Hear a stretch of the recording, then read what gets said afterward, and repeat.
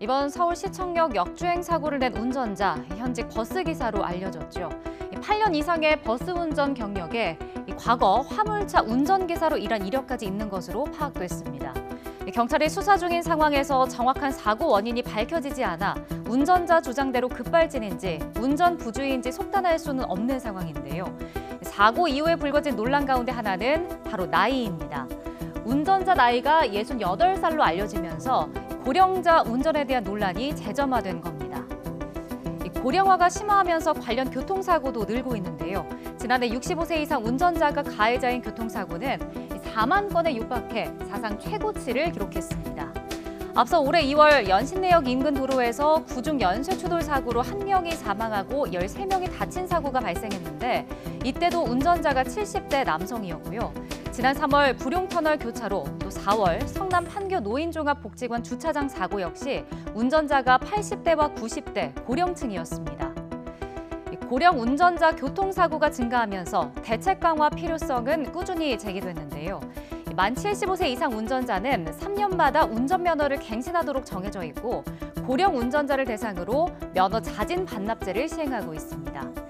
65세 이상 운전자가 면허를 자진 반납하면 지자체별로 10만 원에서 30만 원 정도의 현금을 지원하기도 합니다. 하지만 참여율은 고작 2%대로 저조한데요.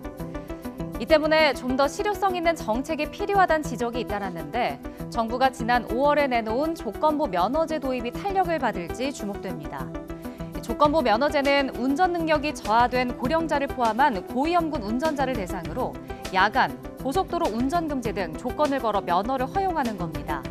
하지만 당시 고령자의 이동권을 침해할 수 있다는 반발에 부딪히며 법제화가 되지는 못했습니다.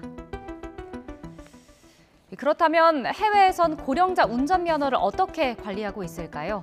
우리보다 먼저 고령화 사회로 접어든 미국이나 독일 등에선 고령 운전자에게 엄격한 제한을 두는 조건부 면허제를 시행하고 있습니다.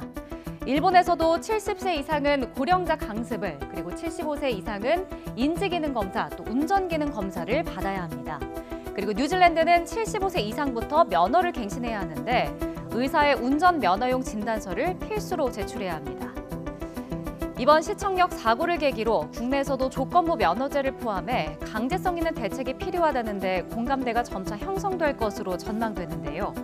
사회적 합의가 필요한 사안인 만큼 여론 수렴을 통해 노년층 운전을 무조건 금지하는 것이 아닌 사고율을 낮추는 데 방점을 둔 엄격한 면허 관리 제도 마련이 필요해 보입니다.